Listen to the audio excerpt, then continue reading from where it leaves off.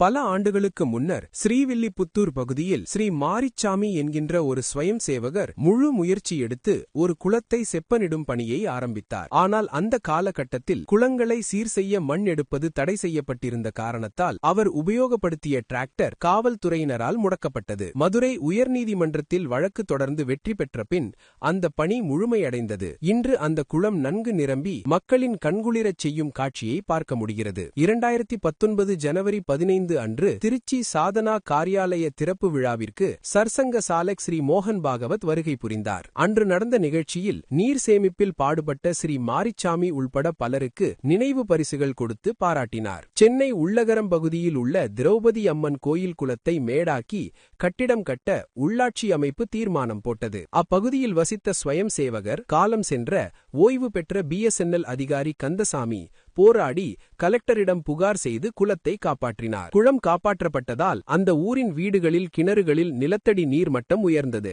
நீர் மேலாண்மை தொடர்பாக RSS பல்வேறு முயற்சிகள் எடுத்து வருகிறது. வீடுகளில் மழைநீர் சேமிப்பு, கிராமங்களில் பண்ணைக்குட்டை, தடுப்பு அணைகள் உருவாக்குவது போன்ற பணிகள் பொதுமக்கள் ஒத்துழைப்புடன் பல கிராமங்களில் மேற்கொள்ளப்பட்டு வருகிறது.